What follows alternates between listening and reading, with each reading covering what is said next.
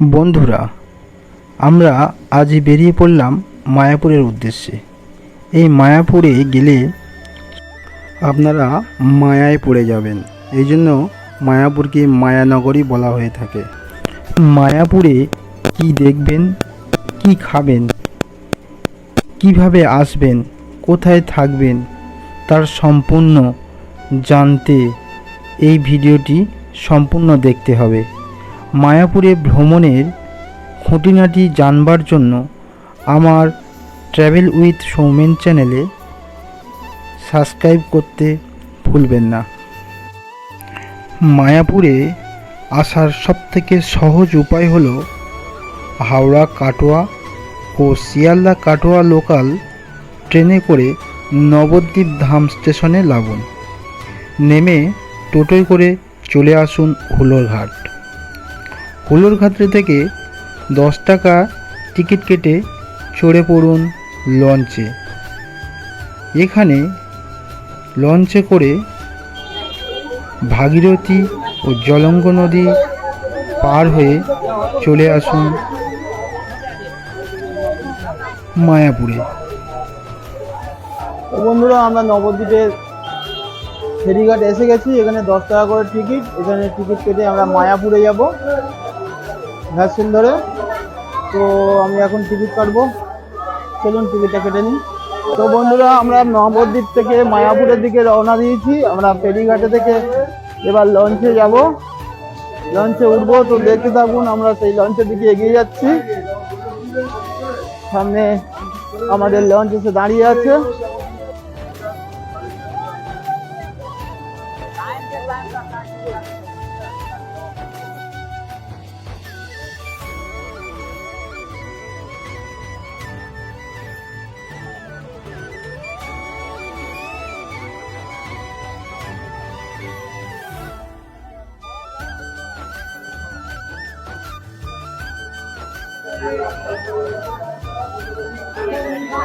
বন্ধুরা, মায়াপুর ঘাট সামনে, ওই মায়াপুর ঘাট দেখতে পাচ্ছেন।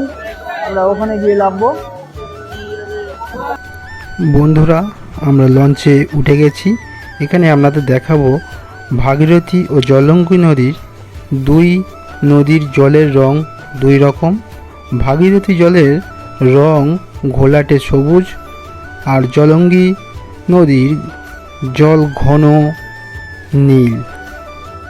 দেখুন, ঘন নীল। তো আমরা এখন মায়াপুর ঘাটে কাছাকাছি এসে গেছি।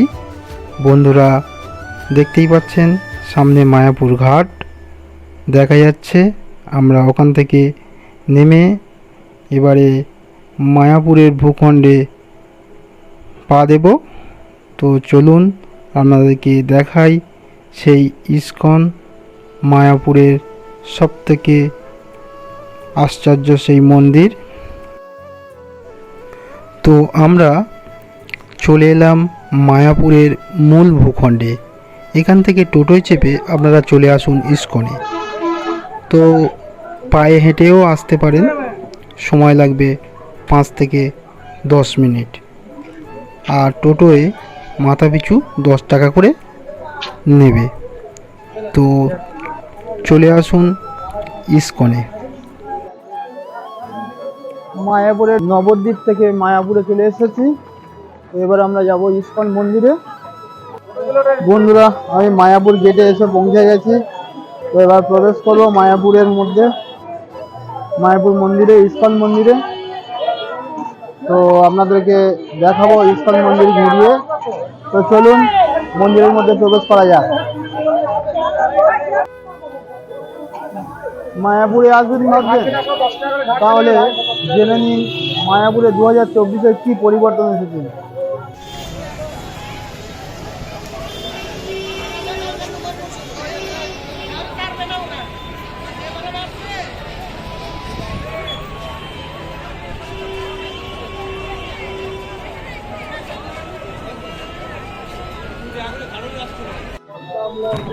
এখান থেকে দেখতে পাবেন ইস্কনের নবনির্মিত চন্দ্রোদয় ভবনটি।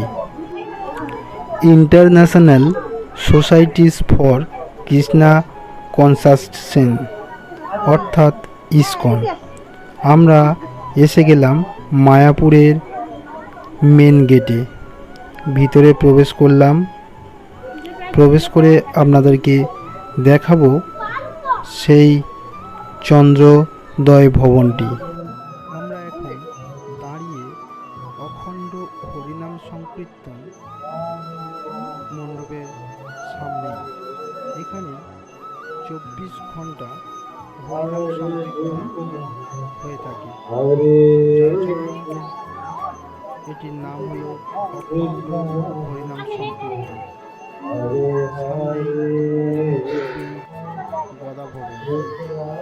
তো বন্ধুরা, যারা হরিনাম শুনতে ইচ্ছা আছে, অখণ্ড হরিনাম সংকীর্তন সভাতে তো মায়াপুর ইসকন মন্দিরের মধ্যে আমি প্রবেশ করেছি। আর আপনারা দেখছেন এটা অখণ্ড হরিনাম। এখানে সারাদিন রাত হরিনাম হয়। তো আপনারা আসলে এই অখণ্ড হরিনাম আশ্রমের মধ্যে প্রবেশ করবেন।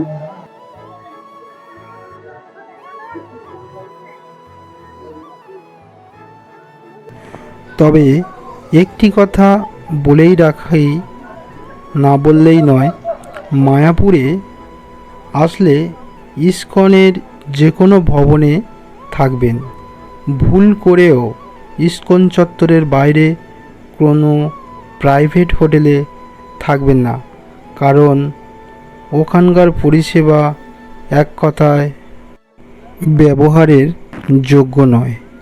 সেই জন্য আপনারা ইসকনের মধ্যেই যে কোনো ভবনে আপনারা বুক করতে পারেন। মায়াপুরে ঘুরতে যাওয়ার আগে অনলাইনে গদা, ভামসি, ঈশদায়ন বা কুঁজ ভবন বুক করে নিতে পারেন। ভাগ্য ভালো থাকলে সরাসরি গিয়ে বুকিং পেতে পারেন। আরও একটি নতুন করে গীতা ভবন তৈরি হয়েছে। গীতা ভবনে অন স্পট বুকিং পাওয়া যায় এবং টেলিফোনেও বুকিং করতে পারেন। গীতা ভবনটি হলো মোট 5 তলা। ওখানে লিফটের ব্যবস্থাও আছে। আপনাদের সঙ্গে যদি কোনো বয়স্ক মানুষ থাকে তাহলেও অসুবিধা হবে না এই গীতা ভবনে। এখানে অ্যাটাচ বাথরুম সহ রুম পাওয়া যায়। এখানকার রুমগুলি রেট হলো 7 থেকে 800 টাকার মধ্যে। তো আপনারা গীতা ভবনে এসে উঠতে পারেন।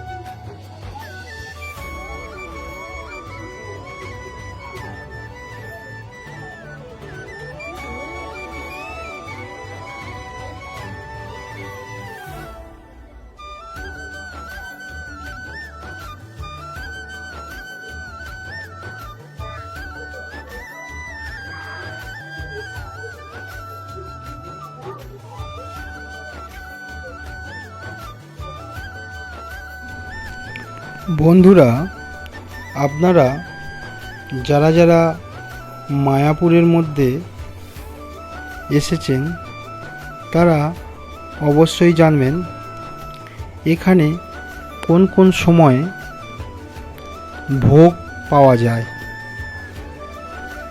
তো বন্ধুরা, আপনারা চলে আসবেন মেন গেটের সামনে দিয়ে। এখানে কুপন নিয়ে মহাপ্রসাদের কুপন পাওয়া যায়। তো এখানে পাশাপাশি 3টি ভবনের কুপন পাওয়া যায়। এখানে গদা ভবনে কুপন পাওয়া যায় এবং সেখানকার কি কি খাবার মেনু আছে তার চার্ট এবং প্রত্যেকটি ভবনের এখানে খাবার চার্ট সম্পূর্ণ এখানে দেওয়া রয়েছে। আপনারা এখান থেকে কুপন সংগ্রহ করে নিয়ে টাইম মতন 1টার সময় যে ভবন থেকে কুপন নেবেন সেই ভবনে গিয়ে আপনারা প্রসাদ সংগ্রহ করবেন। তো বন্ধুরা, এখানে এই কুপন দেওয়ার সময় হচ্ছে দুপুর 1টা থেকে 2টোর ভিতরে। এরপরে আসলে আপনারা আর কুপন পাবেন না। তো মায়াপুরে আসলে আপনারা প্রথমেই লক্ষ্য পড়বে যেখানে শ্রীকৃষ্ণের নাম সংকীর্তন দেখতে পাবেন। এখানে এরা এত মধুর হরিনাম সংকীর্তন করে, আপনারা সেই হরিনামে মিশে যাবেন, বুঝতেই পারবেন না কখন ওদের সঙ্গে ওদের তালে তালে আপনিও সেই হরিনামে সামিল হয়ে গেছেন। তো আপনারা দেখতেই পাচ্ছেন কত ভাবের মধ্যে এরা এই হরিনাম সংকীর্তন করছে।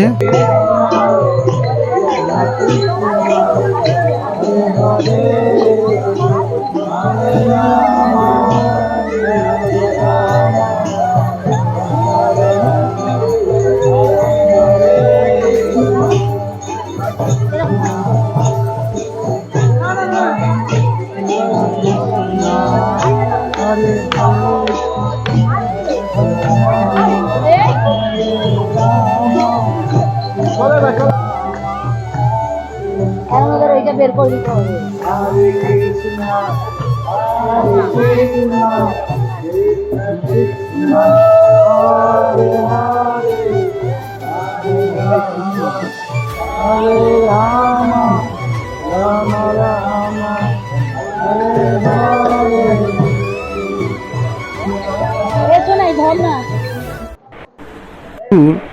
ফুলের বাগান, যে ফুল দিয়ে আপনারা সন্ধ্যার আরতি দেখতে পাবেন। এই ফুলের উপরে আরতি হয়। বন্ধুরা, ইস্কনের চারিদিকে এত ফুলের গাছ আছে যেগুলো প্রতিদিন নিয়ত এই সন্ধ্যা আরতিতে এগুলো ব্যবহৃত হয়। আপনারা দেখতে পাচ্ছেন ইস্কন মন্দির।